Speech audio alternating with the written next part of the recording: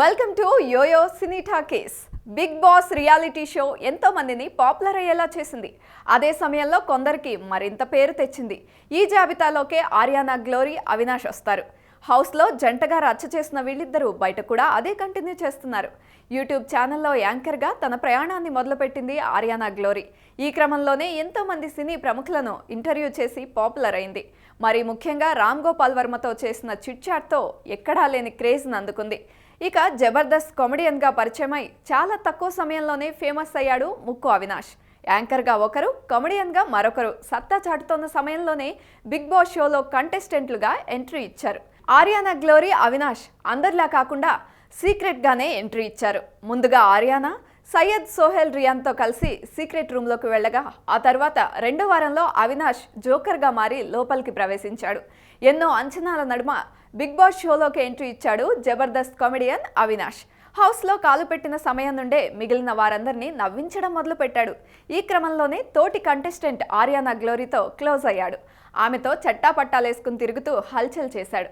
దాని ఫలితంగా ఇద్దరి మధ్య ట్రాక్ నడుస్తుందని ప్రచారం సాగింది. బిగ్ బాస్ షో వల్ల మంచి క్రేజ్తో పాటు బిగ్ సెలబ్రిటీలుగా మారిపోయారు ఆర్యానా అండ్ అవినాష్. అలాగే రెమ్యునరేషన్ పరంగానూ భారీ మొత్తాలను అందుకుని ఫుల్ ఖుషీగా ఉన్నారు.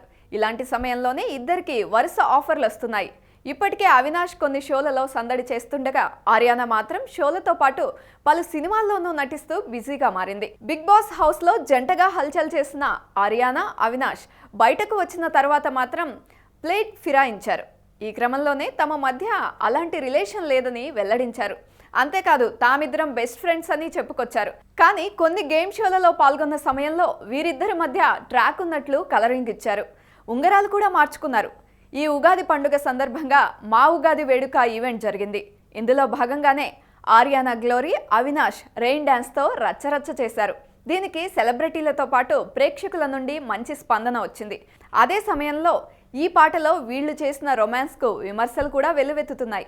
ఈ పాటలో భాగంగా అవినాష్ ఆర్యానాతో ఓ రేంజ్లో రొమాన్స్ చేశాడు. మరీ ముఖ్యంగా కొన్ని స్టెప్స్ విమర్శలకు తావించాయి.